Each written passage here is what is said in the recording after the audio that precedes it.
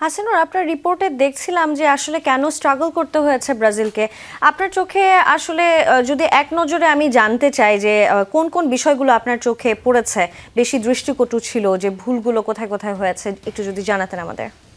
আমি কিন্তু প্রতিবেদনটাতে বেশ কয়েকটা পয়েন্ট আলোচনা করেছি। তার মধ্যে একটা বলেছি যে ফিনিশিংয়ের ব্যর্থতা ছিল, মিডফিল্ডের দুর্বলতা এবং রাইট ব্যাকের যে দুর্বলতা সেটা প্রকটভাবে তুলে উঠেছে। বিশেষ করে মিডফিল্ডে ব্রাজিলের দুর্বলতাটা কিন্তু ব্রাজিলকে ভুগিয়েছে এবং মিডফিল্ড থেকে প্রপারলি বল ডিস্ট্রিবিউট না হওয়ার কারণে আসলে ব্রাজিল আক্রমণেও ততটা যেতে পারেনি। বিশেষ করে রাইট ব্যাক এবং লেফট ব্যাক থেকে সেইভাবে বলের যোগানে পায়নি ভিনিসিয়াস, রাফিনিয়ারা।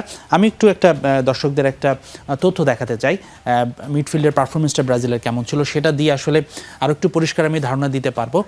আমরা যদি দেখি পুরো ম্যাচে ব্রাজিল পাস দিয়েছে 524টা, মরক্কো পাস দিয়েছে 493টা। এই চিত্রটা দেখে হয়তো যে কেউ মনে করতে পারেন যে ব্রাজিল তো আধিপত্য দেখিয়েছে, বেশি পাস দিয়েছে, কিন্তু বিষয়টা কিন্তু সেটা মোটেও নয়। আপনি যদি পাস কমপ্লিটের রেটটা দেখি, সফল পাস 524টার মধ্যে তারা 457টা সফল পাস দিয়েছে, বাকিগুলো কিন্তু ব্যর্থ হয়েছে, কমপ্লিট হয়নি। পক্ষান্তরে মরক্কো 493-এর মধ্যে তারা সফল পাস দিয়েছে 424টা। কিন্তু এই পাসেই কিন্তু সব কিছু নির্ভর করে না।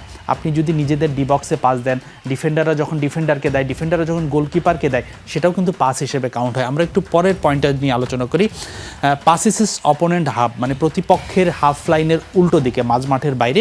আপনি সেক্ষেত্রে ব্রাজিলের পাসটা কমে এসে দাঁড়িয়েছে 244-এ। সেক্ষেত্রে আবার ব্রাজিলের হাফে মরক্কো পাস নিয়েছে 271টা। সেটা সেই এই সংখ্যাগুলোই কিন্তু বোঝায় যে মাঝ মাঠে যে লড়াই, সেখানে ব্রাজিল কতটা পিছিয়ে গেছে। আমরা যদি এবার total pass in final third দেখি, ফাইনাল থার্ড বলতে মরক্কোর আক্রমণ ভাগে ডি বক্সের আশেপাশে ব্রাজিল পাস নিয়েছে মোট 99টা এবং ব্রাজিলের আক্রমণ ভাগে মরক্কো পাস নিয়েছে মোট 157টা।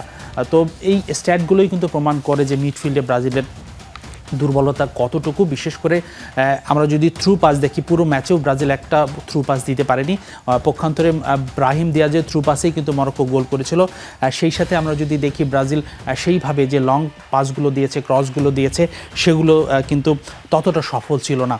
তো এই স্ট্যাটিস্টিক্সগুলোই প্রমাণ করে যে ব্রাজিলের মাঠের দুর্বলতাই কিন্তু তাদের অন্যতম প্রধান কারণ, তারা প্রত্যাশিত এই পারফরমেন্সটা করতে পারছে না।